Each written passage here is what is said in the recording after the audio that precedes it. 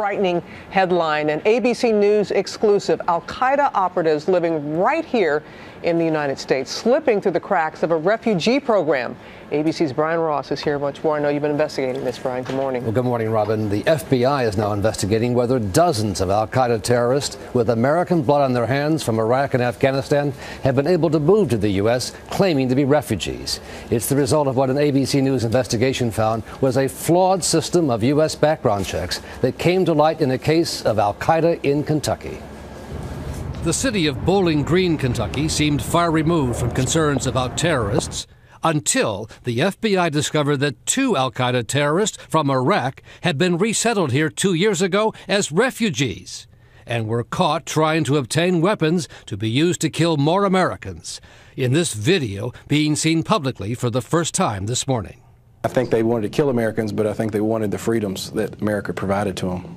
Before coming to Kentucky, the 2 were part of an al-Qaeda-connected group that carried out dozens of attacks on U.S. soldiers in Iraq. He said that he had them for lunch and dinner, and meaning that he had killed them. Including one roadside bomb that killed 4 members of the Pennsylvania National Guard. I think these 2 individuals specifically are innately evil. Yet the 2 terrorists, Mohammed Hamadi and Wad Alwan, were able to get through what an ABC News investigation discovered was a flawed U.S. system of background checks, even though both men had been detained by Iraqi authorities on suspicion of being insurgents. If you're asking my opinion, I would say the system failed. Otherwise, they wouldn't have been here in the first place. A big breakthrough in the case came from this warehouse outside Washington, an FBI repository of some 100,000 bombs used against American targets around the world. This is a box that contains the device. FBI technicians poring over the remnants were able to match the fingerprints on a roadside bomb recovered in Iraq 8 years ago with Alwan in Kentucky. Yeah, you can see right here.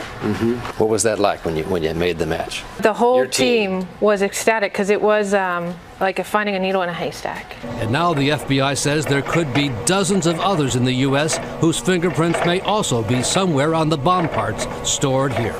We are currently supporting dozens of current counterterrorism investigations like that.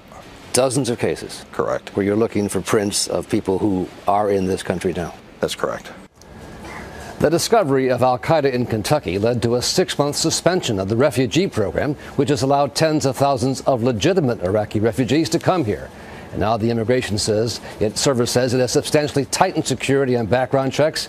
And as to whether any other terrorists got through after the barn door was closed, officials say there are a lot of retroactive checkings going on right now. I'm sure there are, but boy, when you see the fingerprints and the way they were able to check like that. A huge operation there, going through 14,000 fingerprint matches for that one bomb alone, and they found the prints from 8 years ago. Hard at work. All right, Brian, thank you.